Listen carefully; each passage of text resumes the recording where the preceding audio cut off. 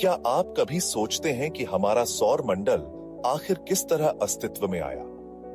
क्या एक दिन पृथ्वी और उसके साथी ग्रहों ने अचानक से अपनी जगह बना ली, या फिर इसके पीछे कोई लंबी और रहस्यमयी प्रक्रिया छुपी है? आज हम उस रहस्य को सुलझाने जा रहे हैं जो हमसे अरबों साल पहले जुड़ा हुआ है। हम बात करेंगे सौरमंडल की उत्पत्ति की और कैसे एक विशाल धूल और गैस के बादल से इसने जन्म लिया। तो आइए जानिए उस शानदार और अविस्मरणीय यात्रा के बारे में जब हमारा सौरमंडल अस्तित्व में आया।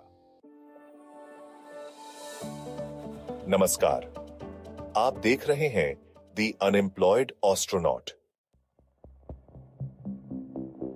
ब्रह्मांड के किसी कोने में एक सर्पाकार संरचना, जिसे मिल्की वे गैलेक्सी कहते हैं, उसके केंद्र से लगभग 26,000 प्रकाश वर्ष दूर मिल्की वे के ओनियन आर्म में स्थित एक सौर मंडल है जिसमें हम रहते हैं।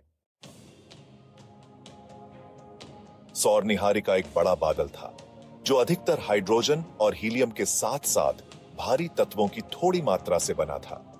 यह संभवतः आणविक बादल के गुरुत्वाकर्षण पतन के परिणाम स्वरूप बना है।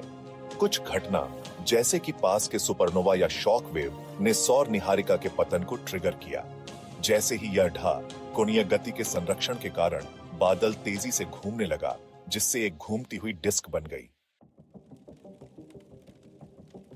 डिस्क का केंद्रीय क्षेत्र, जहां अधिकांश द्रव्यमान केंद्रित था, प्रोटोसन या भविष्य का सूर्य बन गया। गुरुत्वाकर्षण बलों के कारण यह कोर गर्म हो गई और अंततः परमाणु संलयन प्रज्वलित हुआ और एक तारा बन गया। डिस्क के भीतर प्लेनेटेसिमल्स नामक छोटे ठोस कण विस्तार के माध्यम से बनने लगे। ये ग्रह के अणु चट्टान, बर्फ और अन्य सामग्रियों से बने थे। समय के साथ वे बड़े हो गए क्योंकि वे आपस में टकराए और अपने पारस्परिक गुरुत्वाकर्षण आकर्षण के कारण एक साथ चिपक गए।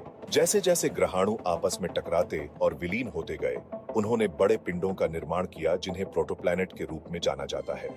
इन प्रोटोप्लैनेट्स ने डिस्क से पदार्थ को और अधिक संचित किया, जिससे धीरे धीरे उनका आकार और द्रव्यमान बढ़ता गया। डिस्क के आंतरिक क्षेत्र में प्रोटोसन के करीब, जहां यह अधिक गर्म था, केवल चट्टानी पदार्थ ही संकुचित हो सकते थे और पृथ्वी, बुध, शुक्र और मंगल जैसे स्थलीय ग्रहों का निर्माण कर सकते थे। बाहरी क्षेत्र में, जहां यह ठंडा था, हाइड्रोजन, हीलियम और बर्फ जैसे अस्थिर पदार्थ संघनित हो सकते थे, जिससे बृहस्पति और शनि जैसे गैस विशाल ग्रहों का निर्माण हुआ। माना जाता है कि चंद्रमा का निर्माण पृथ्वी और मंगल के आकार के पिंड के बीच एक विशाल टकराव के दौरान निकले मलबे से हुआ है, जिसे अक्सर थिया कहा जाता है। ओरियन आर्म मिल्की वे गैलेक्सी की दो बड़ी भुजाओं पर पर्सियस आर्म और सैजिटेरियस आर्म के बीच स्थित है। इसका नाम ओरियन नक्षत्र के नाम पर रखा गया है क्योंकि यह उसी दिशा में स्थित है। हमारा सौर मंडल मिल्की वे के केंद्र से लगभग 26,000 प्रकाश वर्ष दूर ओरियन आर्म में स्थित है, जो लगभग 220 किलोमीटर प्रति सेकंड की गति से हमारी आकाशगंगा के केंद्र का चक्कर लगा रहा है। ओरियन आर्म लगभग 10,000 प्रकाश वर्ष लंबा और 3,500 प्रकाश वर्ष चौड़ा है। इसमें युवा तारे, गैस और धूल के बादल अधिक हैं, जिसकी वजह से यहाँ नए तारे अधिक जन्म लेते हैं। ओरियन आर्म को लोकल आर्म या ओरियन साइग्नस आर्म भी कहा जाता है। इंसान हजारों वर्षों से आकाश को देखता आ रहा है। प्राचीन सभ्यताओं जैसे कि भारत, मिस्र, ग्रीस और माया संस्कृति के लोगों ने ग्रहों की गति पर गहरा अध्ययन किया। ऋग्वेद में नक्षत्रों और ऋतुओं का वर्णन है। वेदांग ज्योतिष, जो कि 5000 ईसा पूर्व लिखा गया था, खगोल शास्त्र का सबसे प्राचीनतम ग्रंथ है।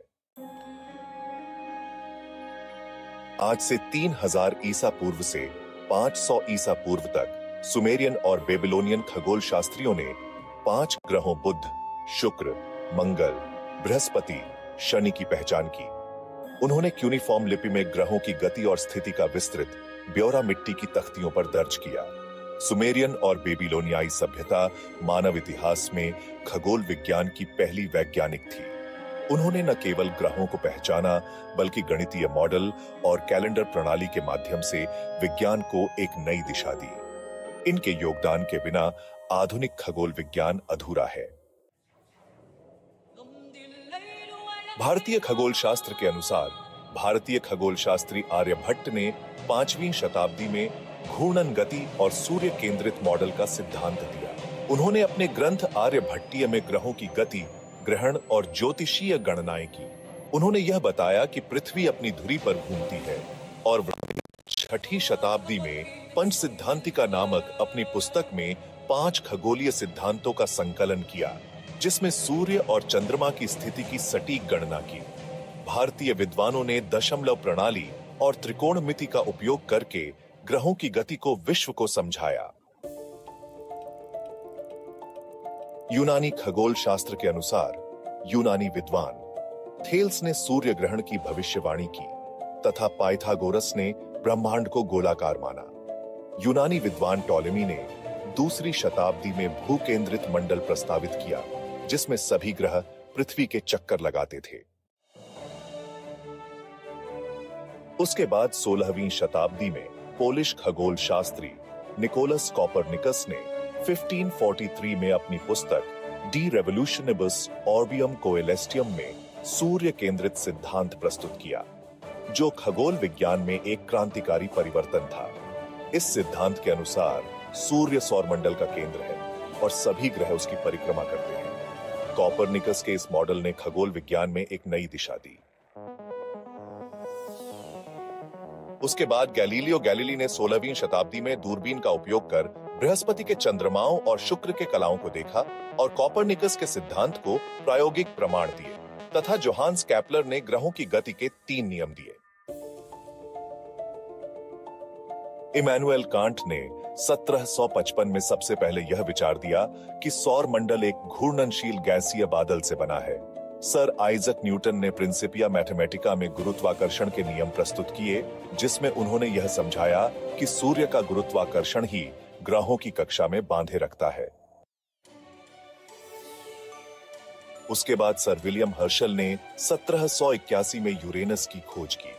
जोहान गैले ने 1886 में गणितीय गणना के आधार पर नेपच्यून को खोजा। साथ ही क्लाइड टॉम्बा ने 1930 में प्लूटो की खोज की, जिसे अब बौना ग्रह मान लिया गया है। अंतरिक्ष यात्रा की शुरुआत सोवियत संघ द्वारा की गई थी। यूरी गैगरिन ने 12 अप्रैल 1961 को वोस्टॉक 1 नामक अंतरिक्ष यान के जरिए पृथ्वी की कक्षा में यात्रा की थी। यह अंतरिक्ष यात्रा मानव द्वारा की गई पहली सफल उड़ान थी और इसे अंतरिक्ष यात्रा की शुरुआत माना जाता है। पृथ्वी की कक्षा में एक बार घूमने के बाद सुरक्षित पृथ्वी पर लौट आए थे। सन 1975 में भारत का पहला अंतरिक्ष मिशन, जिसमें आर्यभट्ट उपग्रह को सोवियत संघ के सहयोग से कॉस्मोस 3M रॉकेट द्वारा अंतरिक्ष में भेजा गया, जिसका मुख्य उद्देश्य खगोल विज्ञान और अंतरिक्ष अनुसंधान से जुड़े प्रयोग करना था। अंतरिक्ष यात्रा कई वैज्ञानिकों के सामूहिक प्रयास का परिणाम है।